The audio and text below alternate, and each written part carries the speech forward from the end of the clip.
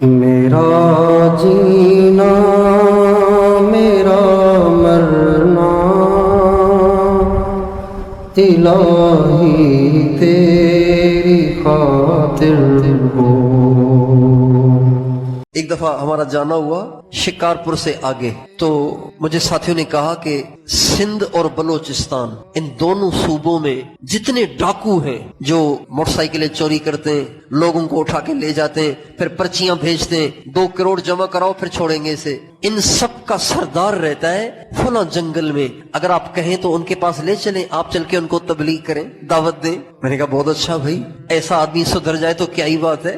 تو وہ کار میں لے کر گئے، چلتے رہے چلتے رہے چلتے رہے چلتے رہے، بالکل بلوچستان کے کوئی قریب پہنچ گئے۔ بہرحال کار سے ہم اتر گئے، کہنے لگے اب آگے کار کا راستہ نہیں ہے۔ میں نے کہا پھر پیدل چلیں گے؟ کہا نہیں بہت دور ہے۔ میں نے کہا کیا کریں؟ کہا موٹر سائیکل منگوائی ہے، موٹر سائیکل پہ چلیں گے۔ پھر وہاں سے موٹر سائیکل پہ گئے، چلتے رہے کچے میں، کھیت ہی کھیت، اس کی پگ ڈنڈیوں پہ چلتے رہے، بالآخر ایک جگہ پہنچے، گئے تو ایک درخت تھا، اس کے نیچے ایک چارپائی رکھی ہوئی تھی، بڑی مونچھوں والا ایک آدمی ٹانگ پہ ٹانگ رکھ کے چودھریوں کی طرح سے اس پہ بیٹھا ہوا تھا، اس کے آس پاس نیچے چارپائی کے نیچے لوگ بیٹھے ہوئے تھے۔ تو مجھے ان ساتھیوں نے پہلے ہی بتایا تھا کہ یہ جو آدمی ہے نا، حکومت کی طرف سے اتنی بڑی رقم اس پہ انعام رکھی ہوئی ہے۔ تو بہرحال جب ہم وہاں گئے تو اس نے دیکھا کہ داڑیاں، ٹوپیاں، پگڑیاں اور نورانی چہرے، تو اس نے ہمیں چارپائی کے اوپر بٹھایا، سارے نیچے بیٹھے ہوئے تھے، ہمیں اس نے ساتھ چارپائی پہ بٹھایا۔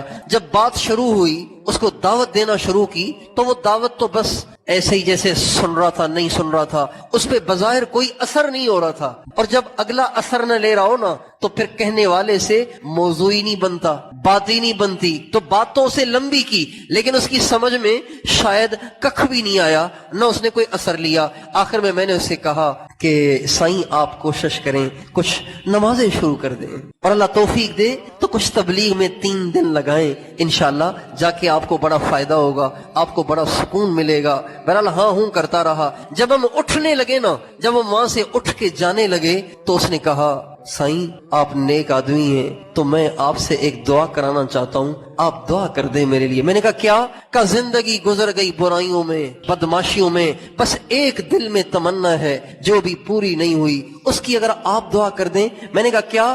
کہ سائیں اس دل میں اب اس کے سوا کوئی تمنا نہیں رہی کہ اللہ زندگی میں مرنے سے پہلے ایک دفعہ مدینے کی زیارت کرا دے۔